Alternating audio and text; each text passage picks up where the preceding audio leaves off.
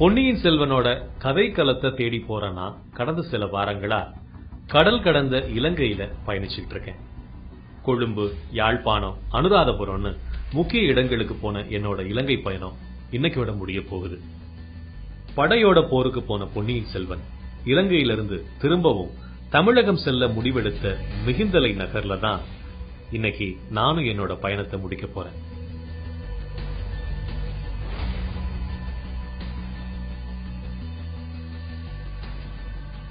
எனக்கு சக்கரவர்த்தி பட்டமும் சாம்ராஜ்ய சிம்மாசனமும் அளித்த ஜோசியர்கள் என் வாழ்க்கையில் பல அபாயங்கள், பல கண்டங்கள் ஏற்படும் என்று சொல்லியிருக்கிறார்கள். இந்த பிரயாணத்தில் அப்படி ஏதாவது எனக்கு நேர்ந்து விட்டால், என் தந்தையை நான் சந்திக்க முடியாமல் போய்விட்டால், நீ சக்கரவர்த்தியிடம் போக வேண்டும். எப்படியாவது அவரை சந்தித்து என் பெரியம்மை உயிரோடு இருக்கிறாள் என்பதை அவரிடம் சொல்ல வேண்டும். அவர் இஷ்டப்பட்டால் அந்த மூதாட்டியை அவரிடம் அழைத்து போக வேண்டும். இந்த காரியத்தை எல்லாம் செய்வாயா பூங்குழலி? தங்களுக்கு ஒரு கண்டமும் நேராது. அபாயம் தங்களிடம் நெருங்க பயந்து ஓடும். கட்டாயம் பத்திரமாய் தஞ்சாவூர் போய் சேர்வீர்கள். ஒருவேளை எனக்கு ஏதாவது நேர்ந்தால் நான் கோரியபடி செய்வாயல்லவா? கட்டாயம் செய்கிறேன் இளவரசே. இந்த முக்கியமான காரியத்தை வேறு யாரிடம் நான் ஒப்புவிக்க முடியும்? நீயே சொல் பார்க்கலாம். என்னிடம் ஒப்புவிக்க வேண்டிய காரியத்தை ஒப்புவித்தாகிவிட்டது. இத்துடன் என் உபயோகம் தீர்ந்து விட்டதல்லவா? நான் விடைபெற்றுக் கொள்ளலாமா என்றாள் பூங்குழலி. அவளுடைய குரல் கண்ணீரின் ஈரப்பசையோடு கலந்து வந்தது. இளவரசர் அருள்மொழிவர்மன் சூழ்ச்சி செஞ்சு இலங்கையை கைப்பற்ற முயற்சி செஞ்சதா குற்றம் சாட்டி அவரை கைது செய்வதற்கான உத்தரவை பழுவேட்டரையர்கள் பிறப்பிச்சிருக்காங்கன்னு சுந்தர சோழரும் ஒப்புதல் கொடுத்துட்டாருனோ, அதுக்காக சோழ கப்பல் படை வீரர்கள் இங்க இலங்கைக்கு வந்துகிட்டு இருக்காங்கன்னு புதி விக்ரமகேசரி சொல்றாரு. இத கேட்டதும் அங்க இருந்த எல்லாருக்குமே தூக்கி வாரி போட்டுச்சு. ஆளாளுக்கு பழுவேட்டரையர்களை திட்டுறாங்க. சரி, அதுக்குள்ள இந்த செய்தியை யார் உங்ககிட்ட சொன்னது அப்படின்னு இளவரசர் கேட்டதும், அதோ அந்த பெண் தான் அப்படின்னு சேனாதிபதி கை காட்டவும் பூங்குழலி வந்து நிக்கிறான். வந்தியத்தேவனுக்கு தன்னோட தோழி அங்க பார்த்ததும் ஆச்சரியம். ஆனா அவ கொண்டு வந்த செய்தி ஆச்சரியத்தை தள்ளி வச்சு அதிர்ச்சியை கொடுத்தது. என்னை கைது செய்ய வருபவர்களிடம் நானே என்னை ஒப்படைக்க போகிறேன் அப்படின்னு சொல்றாரு பொன்னியின் செல்வன். எல்லாரும் இளவரசரை தஞ்சாவூருக்கு போகக்கூடாதுன்னு தடுக்கிறாங்க. அருள்மொழிவர்மனை யாருமே சோழ கப்பல் படை இருக்கிற இடத்துக்கு கூட்டிட்டு போக தயாரா இல்ல. அவர் நேர பூங்குழலிட்ட போய், எனக்கு நீ உதவ முடியுமா, எனக்கு வழிகாட்டி அழைச்சிட்டு போக முடியுமா சமுத்திரகுமாரி அப்படின்னு கேட்டதும் பூங்குழலிக்கு புல்லரிச்சு போச்சு. வாயிலிருந்து பேச்சே வரல. எப்பவுமே இளவரசர் மேல அவளுக்கு அளவு கடந்த அன்பும் மதிப்பும் மரியாதையும் இருந்துச்சு. எல்லார்கிட்டையுமே பட்டு பட்டுன்னு பேசக்கூடிய பூங்குழலி வாயடைச்சு போய் நின்னா. இது ஒரு அற்புதமான சந்தர்ப்பம். இளவரசர் கூட கொஞ்ச நேரமாவது தனியா இருக்கிறதுக்கு வாய்ப்பு கிடைச்சிருக்கேன்னு நினைச்சு சரின்னு ஒத்துக்கிறான். மற்றவங்களுக்கெல்லாம் பூங்குழலி மேல செம கோபம். எல்லாருடைய எதிர்ப்பையும் மீறி சோழ கப்பற்படை இருக்கிற இடத்துக்கு போக முடிவெடுக்கிறார். அங்க ஒரு இடத்துல இளவரசரை கைது செய்ய வந்த ஒரு கப்பல் சேத்துல மூழ்கி இருக்கிறத பார்த்தாங்க. அங்க என்ன நடக்குதுன்னு இவங்களுக்கு புரியல. அந்த சமயம் யாரும் எதிர்பார்க்காம மந்தாகினி அங்க வர்றாங்க. மந்தாகினி வந்தது கூட ஆச்சரியம் இல்லை. ஆனா அவங்க ஏறி வந்த குதிரை தான் இளவரசரை ஆச்சரியப்படுத்துச்சு. அது ஒரு உயர்ந்த ரக அரபு குதிரை. யானை துறவுல இந்த குதிரை தனியா நின்றுட்டு இருந்ததாகவும் அதை பழக்கி தான் ஓட்டிட்டு வந்ததாகவும் மந்தாகினி சொன்னதும் அவங்கள நினைச்சு இளவரசருக்கு இன்னும் ஆச்சரியமானது. அந்த நேரம் நிலவ சுத்தி இருக்கிற சாம்பல் நிறத்தை காட்டி சீக்கிரத்துல புயலும் மழையும் வரப்போகுதுன்னு எச்சரிக்கிறாங்க மந்தாகினி. புயல் வரும்போது வரட்டும், நான் கொஞ்ச நேரம் தூங்குறேன் அப்படின்னு இளவரசர் தூங்க போயிடுறாரு. மறுநாள் காலையில அவருக்கு ஒரு அதிர்ச்சி காத்துட்டு இருந்தது. அங்க கரையோரமா சோழ நாட்டு வீரர்களை தலைமை தாங்கி வந்த கப்பற்படை தலைவன் களபதி ரத்த வெள்ளத்துல இருக்கான். அவன் சொன்ன செய்தி என்னன்னா, அரபு குதிரைகளோட வந்த கொள்ளைக்காரர்கள் பணத்துக்காக எங்களை எல்லாம் கொன்னுட்டு கப்பல்ல தப்பிச்சு போயிட்டாங்க. இத சொல்லிட்டு அவர் இறந்து போயிடுறாரு. அதுக்குள்ள இவங்களை தேடி சேனாதிபதியும் மத்தவங்களும் வந்துடுறாங்க. வந்தியத்தேவன் தன்னோட அவசர புத்தியினால கொள்ளைக்காரங்க தப்பிச்சு போற படகுல தான் இளவரசரை கைது செஞ்சு கூட்டிட்டு போறாங்கன்னு நினைச்சு அதுல தெரியாத்தனமா ஏறி போறான். வந்தியத்தேவனை காப்பாத்துறதுக்காக இளவரசர் பார்த்திபேந்திரன் வந்த கப்பல்ல ஏறி போறாரு. இவங்க எல்லாரையும் ஒரு வழி பண்றதுக்காக இன்னொரு பக்கம் புயலும் மழையும் காத்துட்டு இருக்கு.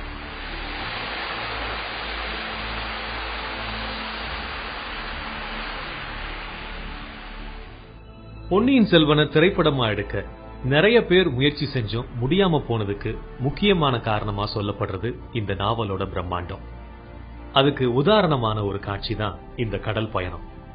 புயல், மழை, மின்னல், நெருப்புன்னு ஆங்கில படங்களுக்கு நிகரான பிரம்மாண்ட காட்சியை உருவாக்கி இருப்பாரு கல்கி.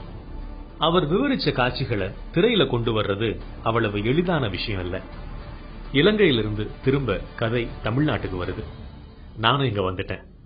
இப்ப நான் நிக்கிறது கோடியக்கரையில.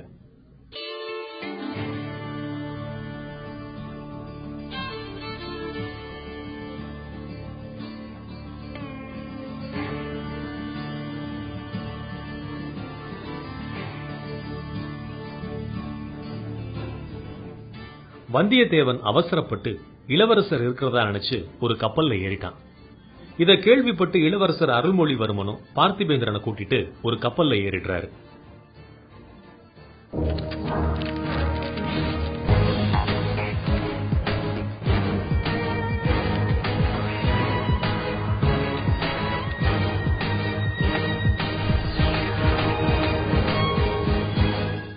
இளவரசர் அருள்மொழிவர்மன் போனதும் பூங்குழலி மனசு வருத்தப்படுறது மாதிரி பூதி விக்ரமகேசரி பேசிடுறார்.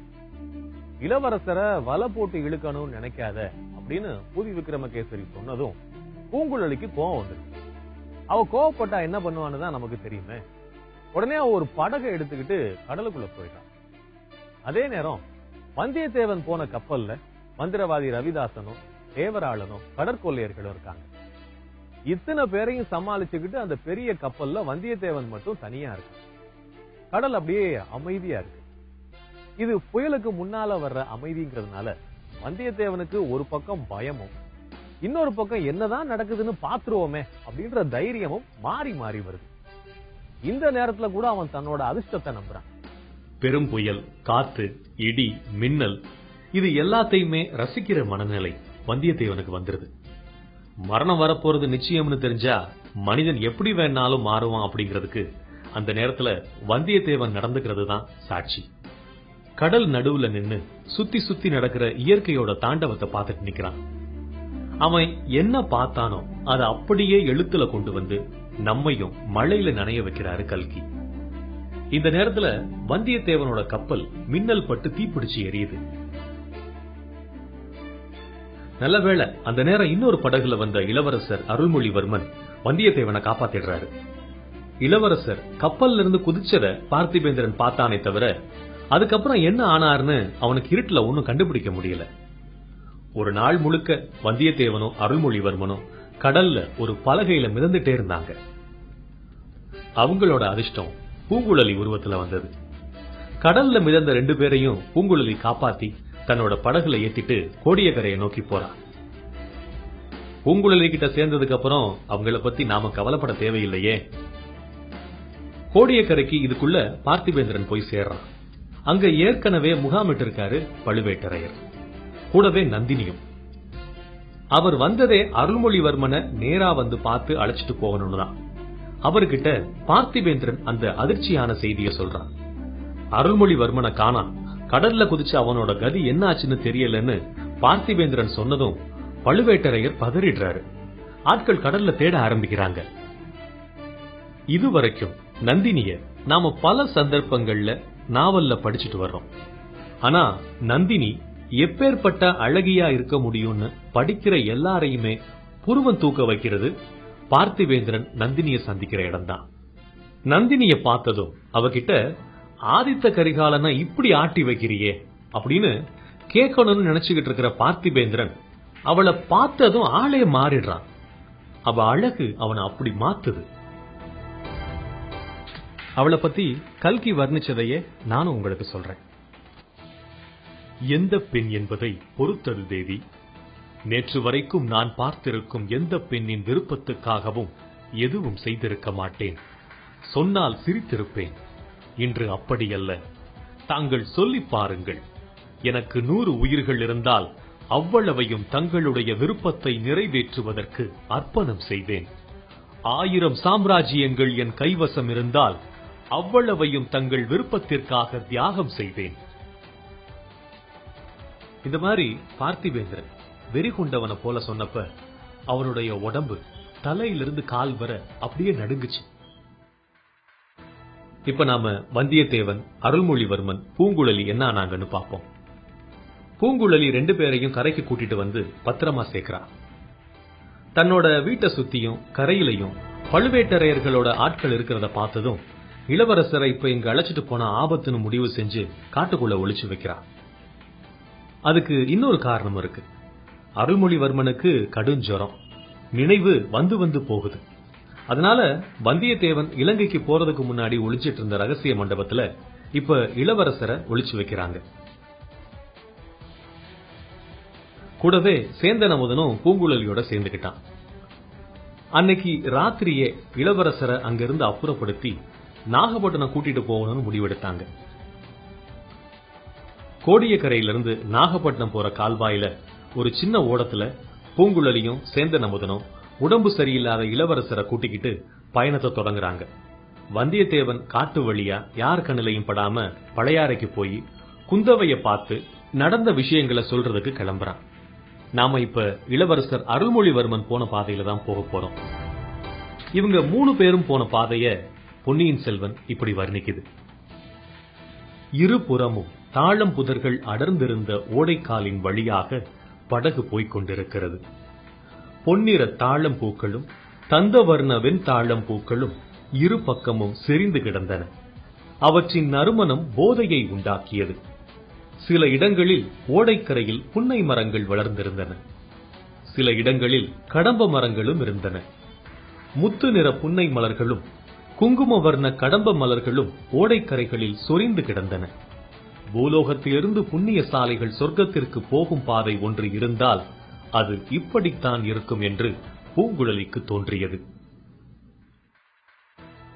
இது மாதிரியான அற்புதமான இடம் இந்த பகுதியில எங்காவது இருக்குமான்னு தேடிட்டு இருக்கேன். ஆனா காலப்போக்குல எல்லாம் மறைஞ்ச மாதிரி இந்த கால்வாயும் நம்மளை விட்டு போயிருந்திருக்கணும்.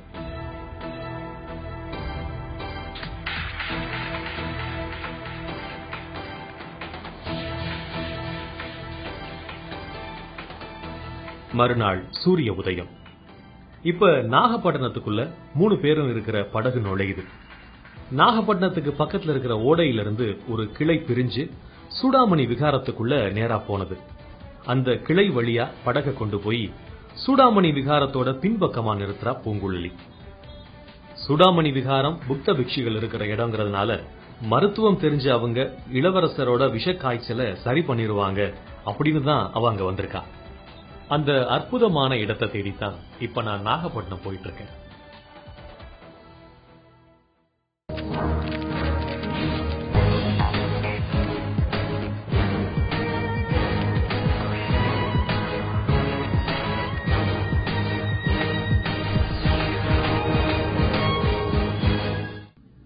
இலங்கையோட பசுமை நிறைந்த சாலைகள்ல இருந்து பரபரப்பு நிறைஞ்ச தமிழக சாலைகள்ல பயணிக்கும் போது மனசுக்கு புத்துணர்ச்சியா இருந்தது. நீண்ட நாட்களுக்கு பிறகு நம்ம தமிழக மண்ணும் காற்றும் என்ன சந்தோஷப்படுத்துச்சு.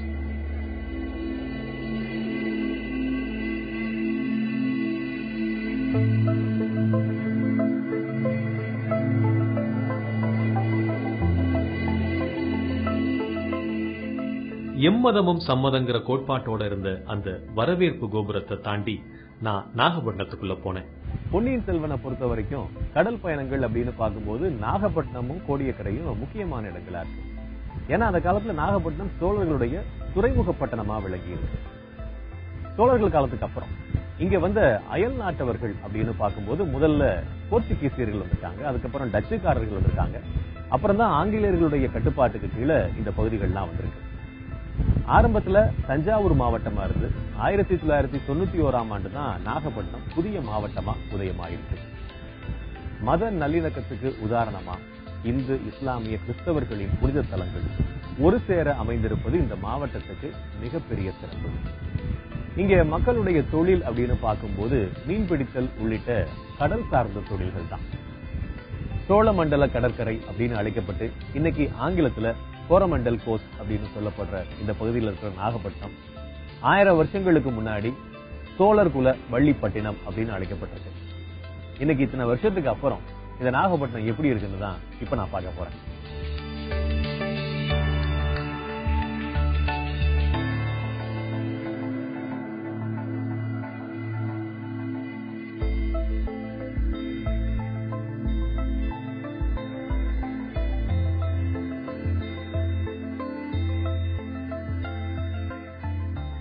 எல்லா காலமும் புயல்களால பாதிக்கப்படும் நாகப்பட்டினம் ஒரு புயலுக்கான வேகத்தோட இயங்கிக் கொண்டிருந்துச்சு.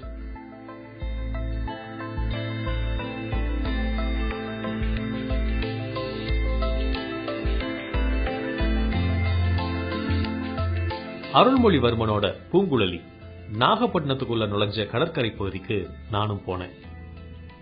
நாகப்பட்டினத்தின் சாலைகளை போலவே கடலும் வேகமா இயங்கிட்டு இருந்தது.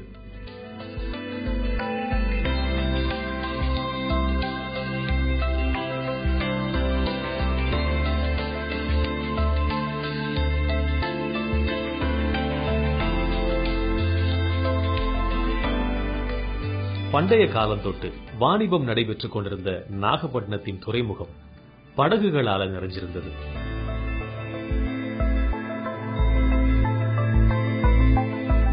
கடல் வாணிபத்துல பல காலமா உச்சத்துல இருந்த ஒரு துறைமுகம் அப்படிங்கிற அடையாளத்தை இப்பவும் அங்க பார்க்க முடிஞ்சது.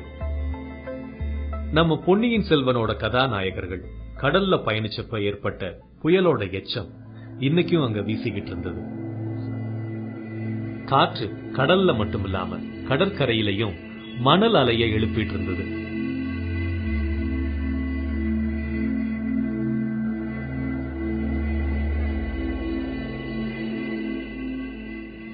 இந்தியா முழுவதும் நிரம்பி இருக்கிற கிரிக்கெட் இந்த கடற்கரையையும் விட்டு வைக்கல.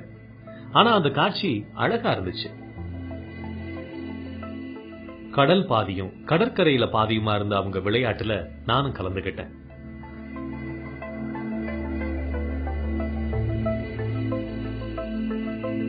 அலைகளுக்கு நெருக்கமா விளையாடுறது கொஞ்சம் சுவாரஸ்யமா தான் இருந்தது.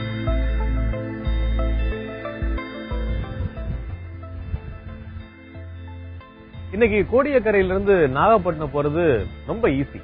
நல்ல சாலை வசதிகள் இருக்கு. ஆனா 1000 வருஷங்களுக்கு முன்னாடி இலங்கையிலிருந்து உடல் நல குறைவோடு வந்த அருள்மொழிவர்மனை அங்கிருந்து ஒரு கால்வாய் வழியா தான் படகுல பயணம் செஞ்சு கூட்டிட்டு போயிருக்காங்க. அந்த கால்வாய் இப்ப எங்க இருக்கு அப்படின்னு தான் நான் தேடி போக போறேன். அங்கிருந்து பூங்குழலி நாகப்பட்டினத்துக்குள்ள படகுல வந்த இடத்துக்கு நானும் போனேன். கடற்கரையோட நெருக்கத்திலே இருந்துச்சு அந்த இடம். நாகப்பட்டினத்துக்குள்ள இருந்து ஒரு நதி போல அந்த கால்வாய் கடல்ல வந்து சேர்ந்துட்டு இருந்தது. அமைதியா கடலோட கை கோத்துக்கிட்டு இருந்த அந்த கால்வாய் நாகப்பட்டினத்தின் நகருக்குள்ள கடலை அழைச்சுக்கிட்டு போயிட்டு இருந்தது. கடல்ல இருந்த அலைகள் இந்த கால்வாயில இல்லனாலும் படகுகள் கால்வாயோட நிசப்தத்தை கலைச்சுக்கிட்டே இருந்தது. இன்னைக்கு மீன்பிடி படகுகள் வந்து போய் கொண்டிருக்கக்கூடிய இந்த கால்வாயில தான் அன்னைக்கு ஒற்றை படகுல பூங்குழலி போயிருக்கா. உடல் நலம் குன்றி போன அருள்மொழிவர்மனை சேந்தன் அமுதனோட சேர்ந்து பூங்குழலி படகுல அழைச்சிட்டு போன தடத்தை நான் பார்த்துட்டு இருந்தேன். கோடியக்கரையிலிருந்து அருள்மொழிவர்மனை படகுல இந்த கால்வாய் வழியா தான் அழைச்சிட்டு போயிருக்காங்க. இப்ப இந்த கால்வாயில இருந்து அப்படியே உள்ள போனா நாகப்பட்டினம் மீன்பிடி துறைமுகம் அமைஞ்சிருக்கு. அங்க இருந்து படகுகள் கடலுக்கு மீன் பிடிக்க போறதும் மீன் பிடிச்சு திருப்பி வர்றதும் இந்த கால்வாய் வழியா தான் நடந்துகிட்டு இருக்கு. தூரத்துல ஒரு பாலம் தெரியுது. அந்த பாலத்தை தாண்டியும் அந்த கால்வாய் அப்படியே நாகப்பட்டினம் ஊருக்குள்ள போகுது. அந்த பாலத்துக்கு பக்கத்துல முன்னாடி தூக்கி பாலம் அப்படின்னு ஒரு பாலம் இருந்துதான். அதாவது பெரிய பெரிய படகுகள்லாம் வரும்போது பாம்பன்ல உள்ள ரயில் பாலம் மாதிரி அந்த பாலம் விரிஞ்சுக்குமா, படகுகள்லாம் அதை கடந்து போகுமா. காலப்போக்கில் அது பழுதடைஞ்சதுனால இப்ப அந்த பெரிய பாலத்தை கட்டியிருக்காங்க.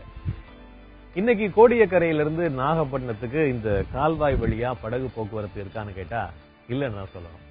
அருள்மொழிவர்மன் காப்பாற்றப்பட வேண்டுங்கிற தவிப்பு யார் கண்ணிலையும் பற்றக்கூடாதுங்கிற படபடப்பு, வேகமா போக வேண்டிய பரபரப்பு, நீண்ட பயணம் மேற்கொண்ட சோர்வுன்னு பூங்குழலியோட மனநிலைய எனக்குள்ள ஓட்டிக்கிட்டே அந்த இடத்த ரொம்ப நேரமா பாத்துக்கிட்டு இருந்தேன். அருள்மொழிவர்மனை நாகப்பட்டினத்துக்கு அழைச்சிட்டு வந்த பூங்குழலி அவருக்கு வைத்தியம் செய்யணும், அதே சமயத்துல அவரை யாருக்கும் தெரியாம மறைச்சு வைக்கணும். இதுக்கு எந்த இடத்தை தேர்ந்தெடுக்கலாம்னு யோசிக்கிறான். அவரை தஞ்சம் புக வைக்கிறதுக்கு பூங்குழலி தேர்ந்தெடுத்த இடம் தான் சூடாமணி விகாரம். இந்த சூடாமணி விகாரம்ங்கிறது புத்த பிக்குகள் தங்கியிருந்த புத்த ஆலயம். இந்த இடம் நாகப்பட்டினத்துல எங்க இருந்துச்சுன்றதை தேடித்தான் அடுத்தபடியா நான் போக போறேன். இந்த சூடாமணி விகாரத்தோட சரித்திரத்தை நாம தெரிஞ்சுக்கணும்னா அடுத்த வாரம் சந்திக்கலாம்.